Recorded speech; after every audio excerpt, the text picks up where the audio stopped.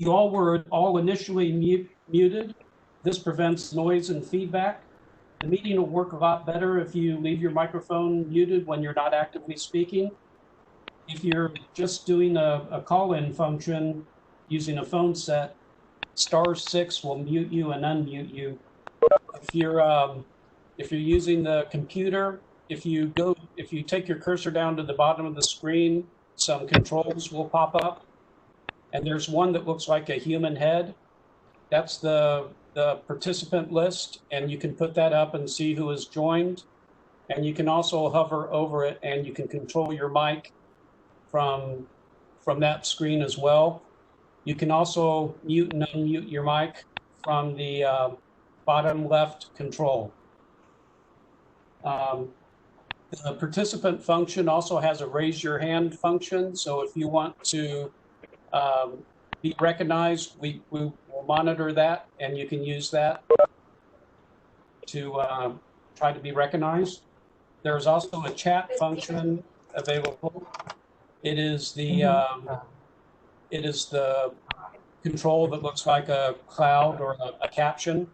So you can try to be recognized through that as well. Ms. Curtis will be sharing her desktop for a portion of today's meeting. So if you do have the opportunity to view the screen, that is good. But everyone has been emailed all the materials, I understand. So there's nothing that will be on screen that you haven't been sent.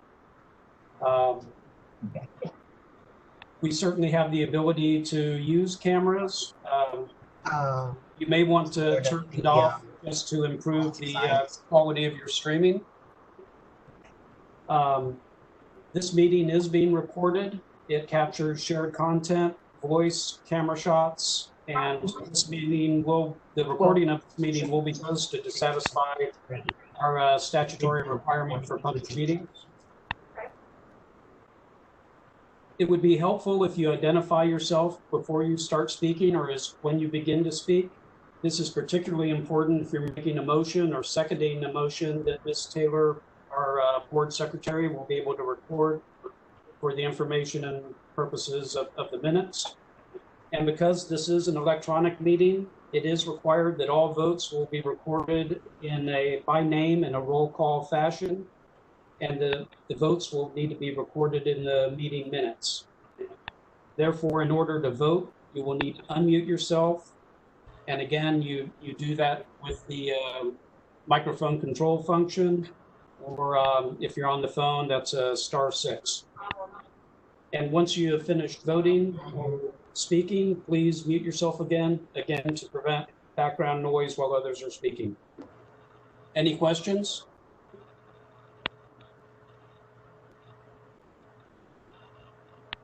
All right, Mr. Lett, I will turn it over to you. Okay, thank you so much, okay? Yes, sir. I'm going to ask Ms. Taylor to take a roll call to confirm that we do have a quorum. Ms. Taylor, can you hear me?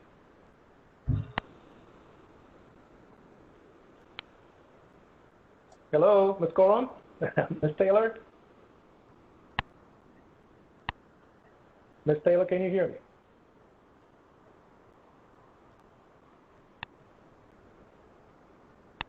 Can you hear me?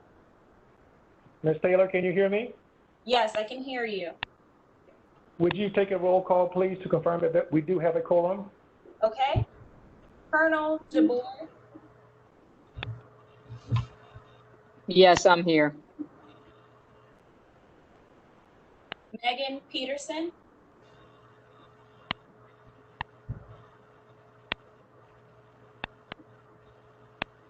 Ms. Peterson, I can't hear you if you're speaking.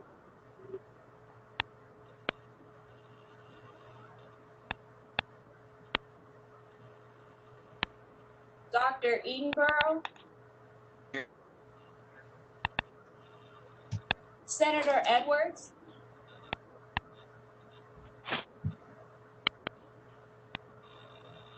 Hello, can you hear me?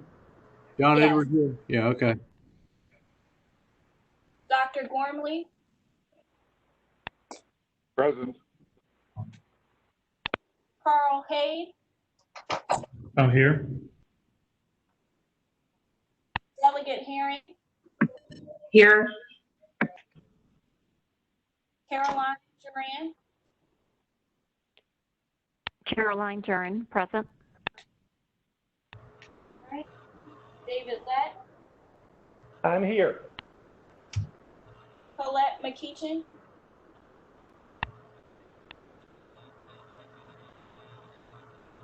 Rich Myers, Here. Lieutenant Colonel Rosillo,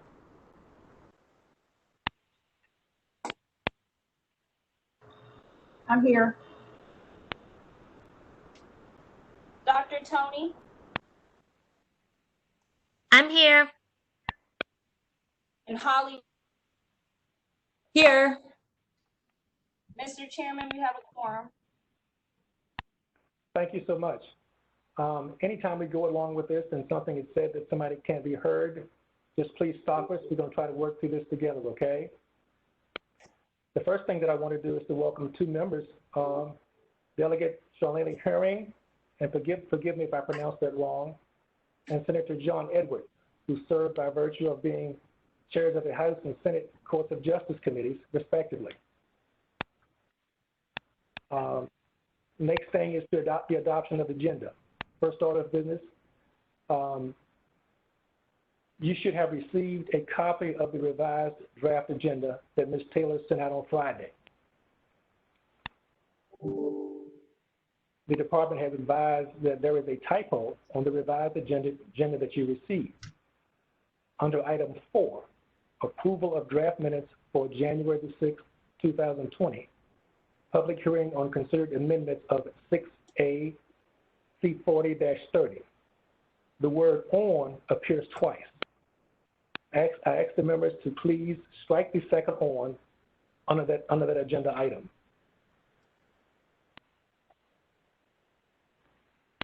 And with that change, I ask for a motion to adopt the draft agenda. It's delegate hearing, so moved. This is Caroline Duran, second. Is there any discussion? The agenda is adopted.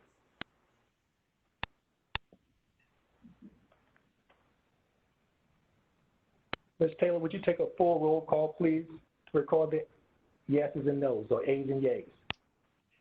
Okay. Colonel DeBoer, Yes. Dr. Edenborough, Yes. Senator Edwards, Yes. Can they hear me? Dr. Gormley, Dr. Gormley, Yes. Carl Hayde, Yes. Delegate Herring, Yes. Caroline Duran, Yes. all right, David Lett, Here, yes? Colette McKeachin,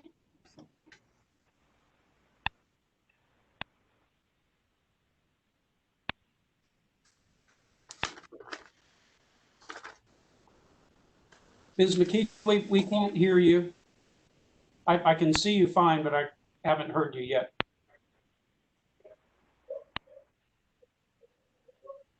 Yes, Okay, thank you. okay. Rich Myers, Yes. Lieutenant Colonel Rosillo, Yes. Dr. Tony, Yes. Hollywood, Yes.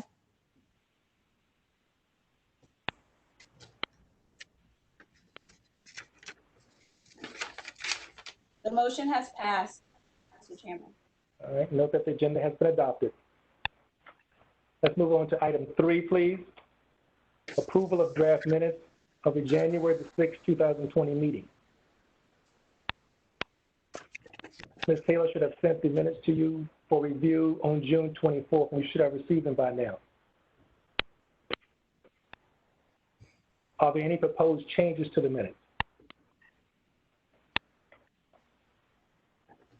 There are no changes or no amendments. I ask for a motion to approve the draft minutes. Is there such a motion? Dr. Gormley, I so move. Is there a second? Rich Meyer, second. The motion has been seconded. Ms. Taylor, would you take a roll call, please, to record the ayes and nays? Yes. Colonel DeBoer, Yes. Dr. Edinburgh, Yes. Senator Edwards, Yes. Dr. Gormley, Yes. Carl Hay, Yes. Delegate Herring, Yes. Caroline Duran, Yes. David Lett, Yes? Colette McKeachin, Yes. Rich Myers, Yes. Lieutenant Colonel Rosillo, Yes. Dr. Tony, Yes. and Hollywood. Yes. Note that the meeting minutes have been approved. The next order of business is the approval of the draft minutes from the January 6, 2020 public hearing on considering amendments to 6 BAC 40-30. Draft minutes from January the 6th of 2020, the public hearing on considered amendments, etc. Ms. Taylor should have sent the draft minutes from the public hearing to you last Friday on June 26th. Are there any proposed changes to the minutes?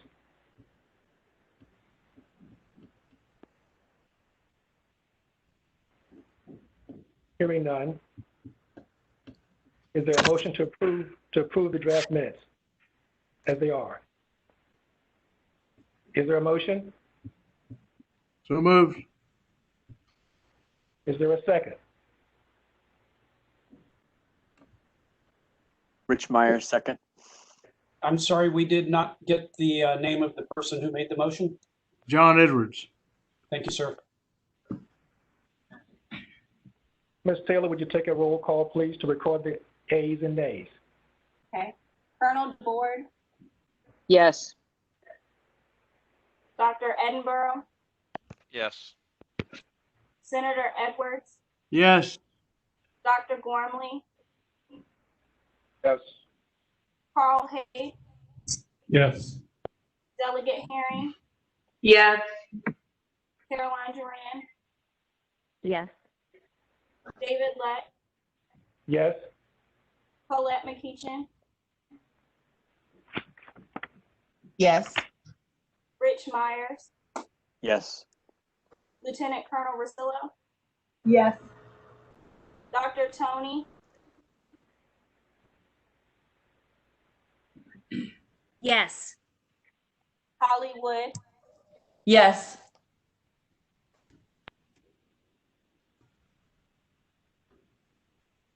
all right, the motion has passed, Mr. Chairman.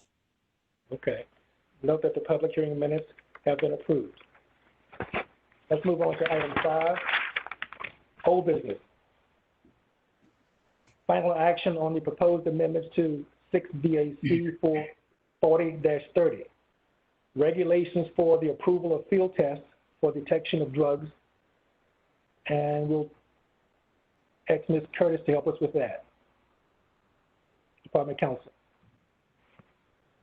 Good afternoon. I am Amy Curtis Jenkins. You are not going to see my face. You're just going to hear my voice. Hopefully that will not soothe everyone into a lull, but if it does, so be it. I am happy to welcome you. I am sorry that we had to call on a meeting on such short notice. As we'll discuss, this final action had to actually occur within 180 days of the close of the public comment period on these regs. And the meeting that we have scheduled for mid-July was just outside of that 180 days. So we were advised by the governor's office that they wanted us to attempt to abide by the executive order. So that's why we are proceeding in this vein. For those that are new to the board, I'm going to kind of walk you back through where we came from with these regulations before we vote on the adoption of the final regs, so that you have the background and history.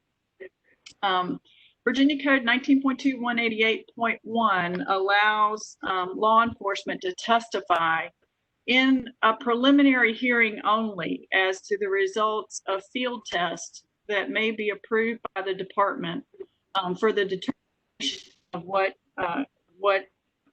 is or is not a controlled substance in the state of Virginia. Field test is not defined in the statute. It is defined in the department's regs. And this has been the case since the early 90s, that a police officer could, at the time, use what is referred to as a presumptive chemical test, which is a small chemical packet, which they put a sample of the suspected controlled substance in, and it turns a color or has a result for them, and they're able to testify to that in the preliminary hearing.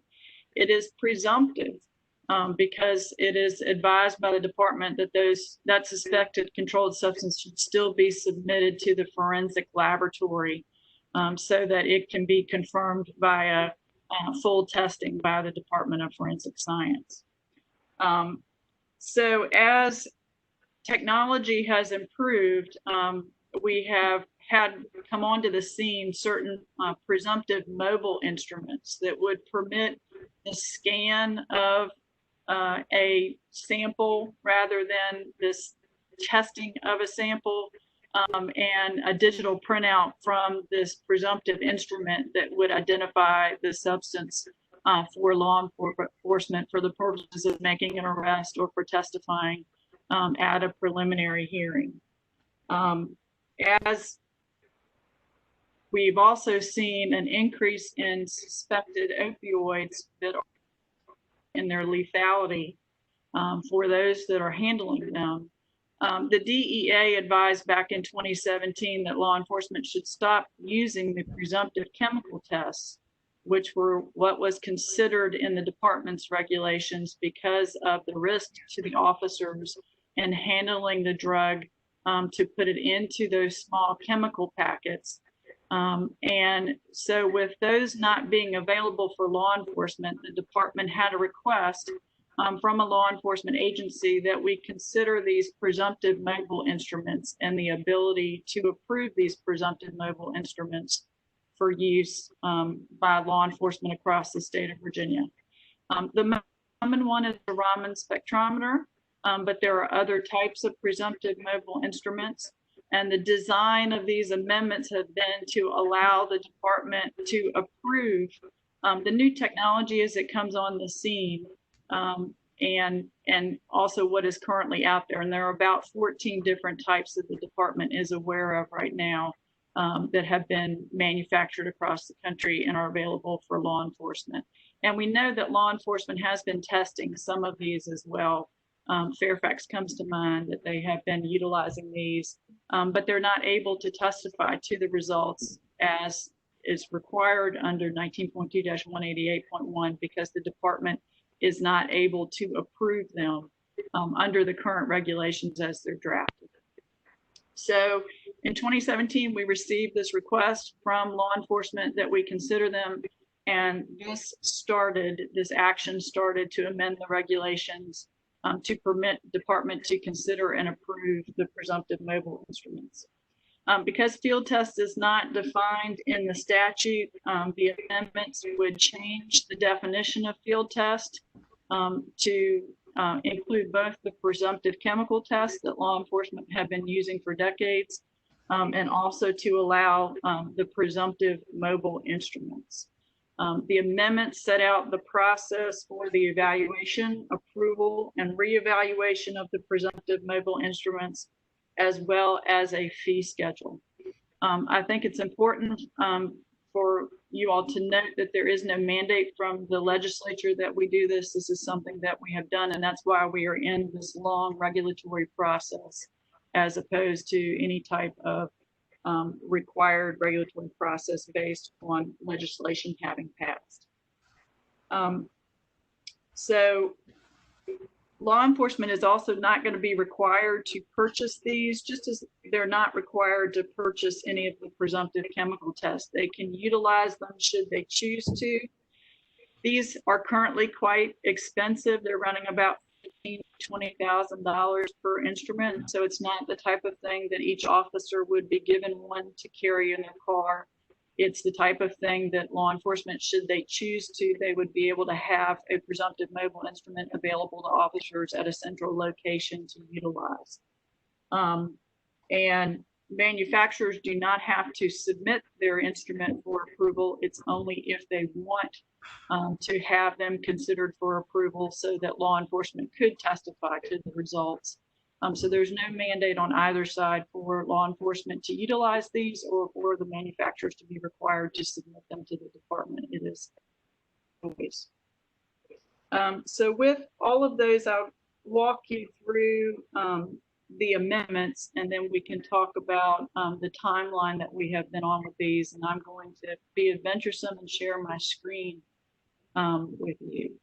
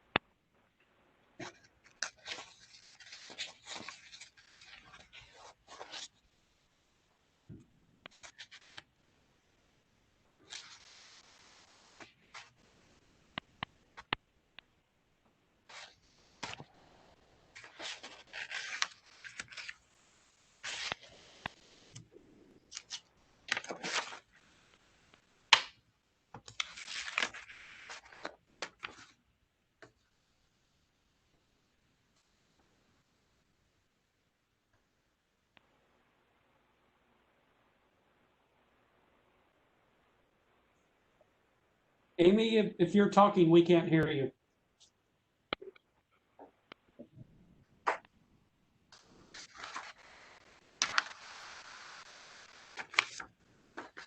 Let me try now and see. I don't know where I got dropped.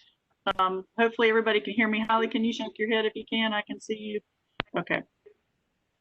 I can hear you, Amy. I didn't hear anything before. Okay, I'm sorry. It must have muted me when I flipped to sharing. I apologize. So I will back up because I have been talking to myself for a while. We are going to go back through the amendments. You received these via link. I'm going to talk you through each of the sections so you can see what changes are being made. There have been no changes to this from the time we started this NORA going forward. So these are as they were originally submitted to the board, and no changes required. The first section that is being amended under 4030 is 403010, which is the definition section. And that is to change the definition of field test so that it will coincide with the use of field test in 19.2-188.1a, and will permit the use of results from a presumptive mobile instrument as well as the results from the presumptive chemical test, which has been the goal of the whole amendment process. We also struck field test kit because that's not really being utilized, and that continues throughout the amendments here, as you will see. The next set of amendments that were needed was to 40-30-30, which is the request for the evaluation. And this was setting out two different processes for the consideration of the presumptive mobile instrument and separating that out from the consideration of the presumptive chemical test, because they're different in what they would be submitting, the manufacturers would be submitting. So presumptive chemical test was folded up under B, and then C was amended to add the presumptive mobile instruments. There you would see that they would submit two non-sequentially manufactured instruments and supporting materials that would include all the training materials, all of the instructions, the library, and any foundational validation studies for the review by the department as they're considering these, and the training would be made available as well. Those instruments go back to the manufacturer once the evaluation has been completed. And then further along in E, the presumptive mobile instrument has to perform in accordance with the manufacturer's instructions and advertise claims and offer convenience and efficiency. So that sets the standards for our forensic scientists who are reviewing these to consider as far as approval of the presumptive mobile instrument. 40-30-40 deals with just clarifying field test. It only used the term test throughout, and we've now indicated field test in those portions. 40-30. Maybe you want to stop just for a moment to make sure everybody can hear? Sure. Can everybody hear? Yes. Yes. Yes. Yes. Yes. Yes. Okay, I think we got it, Amy. Okay. And then 40-30-50 is the maintenance of approved status. Just what would go forward for the reevaluation if needed. Liability 40-30-70 is just a minor change. And then the fees, as you can see there, we've indicated previously the presumptive mobile instrument would be a fee of $2,500 for each evaluation request. That's not a money generating fee for the department, but covers the cost of the time that the forensic scientists would put into for evaluating the instruments. They would also be required to pay the actual cost of any street drug preparations for the testing of the presumptive mobile instrument. So that's an overview of all of the amendments. Just to remind you all of where we've come from, the notice of intended regulatory action was first considered by the board in January of 2018. And it was approved through the executive branch. The governor approved it on June 25th of 2018, and it was submitted to the register, and it was published on July 23rd, 2018. The proposed regs were then considered by the board in October 2018. They went through the executive branch review of an attorney general certification that was received on March 20th, 2019. The governor approved on September 18th, 2019, and it was published in the register in October of 2019, and that was when the public comment period began. That ended on January 8th, 2020. We had the public hearing that you all have approved the minutes of on January 6th, 2020. We had no public comment, and no one from the public appeared to submit comment. And we've only had 3 public comments submitted, none during the public comment period, which started in October and ended on January 8th. But we did have 2 law enforcement that were in support, and one from a public defender who had questions about the approval of the chemical tests and really had no commentary in regards to the presumptive mobile instrument.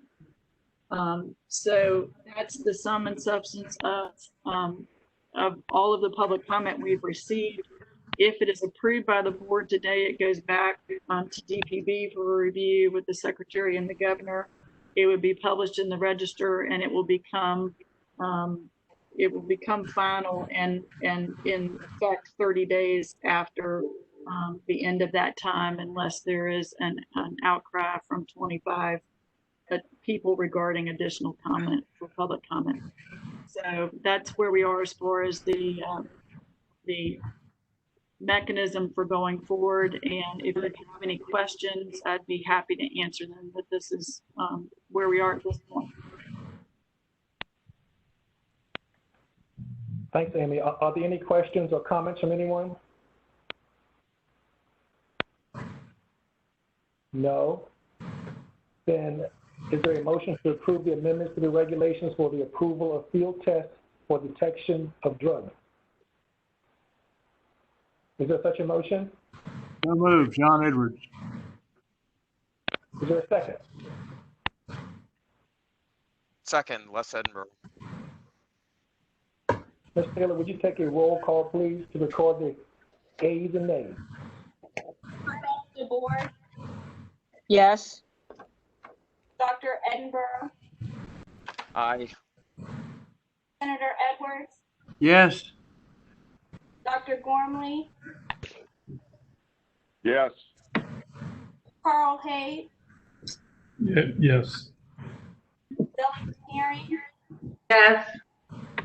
Caroline Duran, Yes. David Lett, Yes?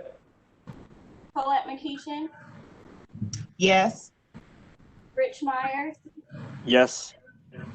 Lieutenant Colonel Rosillo, Yes. Dr. Tony, Yes. Hollywood. Yes.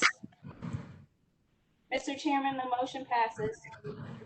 Thank you. The final proposed amendments to the regulations have been approved. We're going to move on a little bit to new business, election of a chair and a vice chair.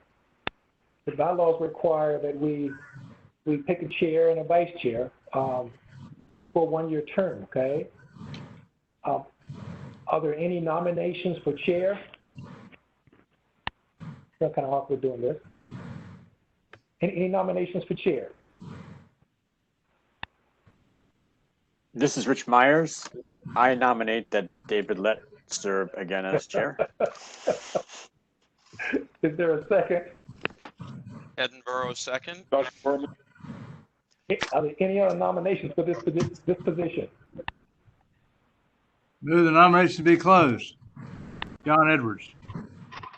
All right.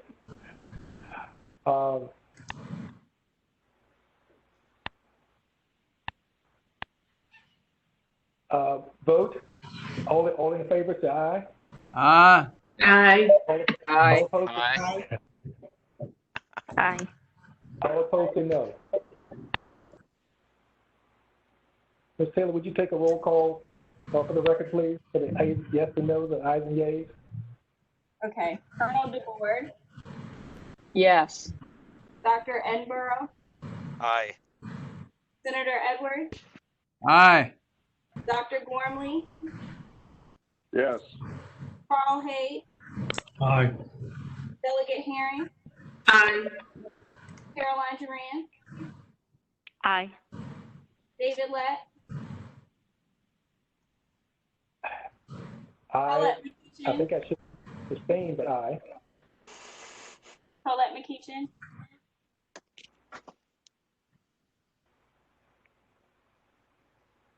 Aye. Rich Myers, Aye. Lieutenant Colonel Rosillo, Aye. Dr. Tony, Aye. Hollywood, Aye.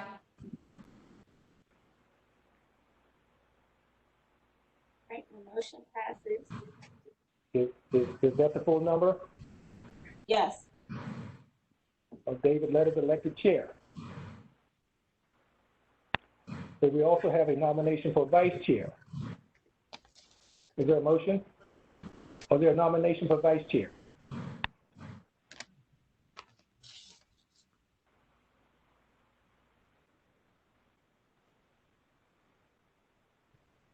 Any nominations for vice chair?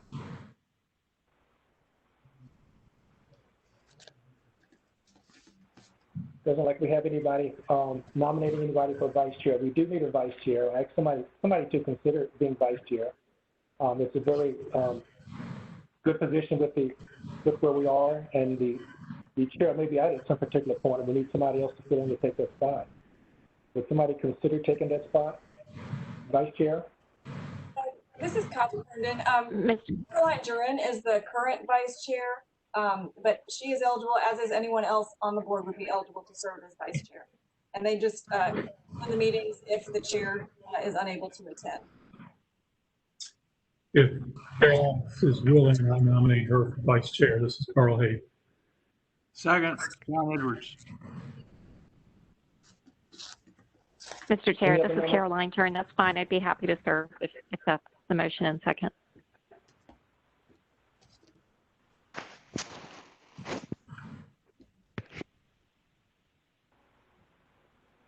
Any other nominations? I move the nomination be closed. John Edwards.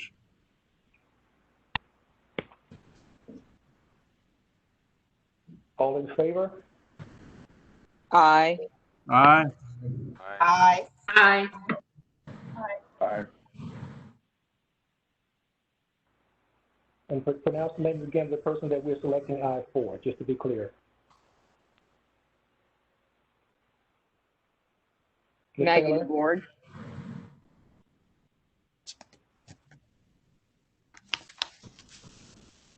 Okay. Okay. Dr. Edinburgh, Aye. Senator Edwards, Aye. Dr. Gormley, Aye. Carl Hay, Aye. Delegate Herring, Aye. David Lett, Aye. Paulette McKeechin, Aye. Rich Myers, Aye. Lieutenant Colonel Rosillo, Aye. Dr. Tony, Aye. Aye. everyone has voted, Mr. Chairman. Okay, we have a chair and a vice chair. Thank you so much.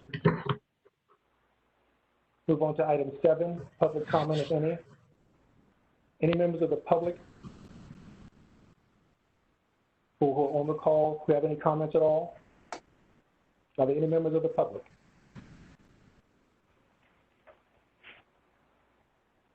Seeing that there aren't.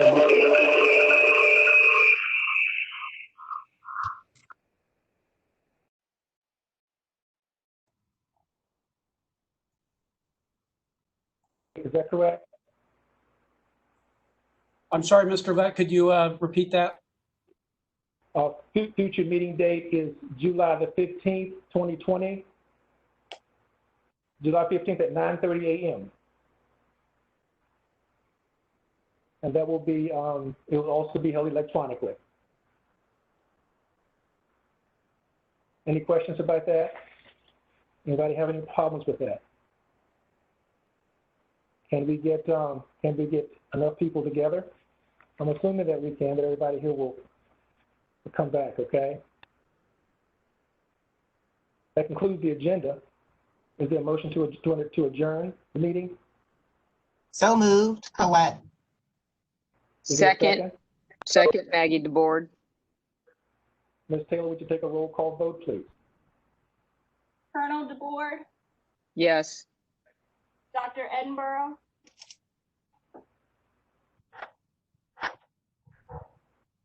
Les, muted.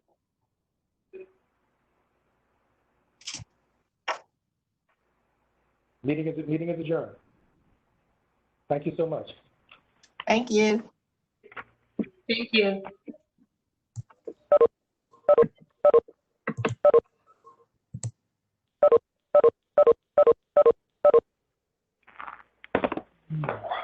Well, it wasn't perfect.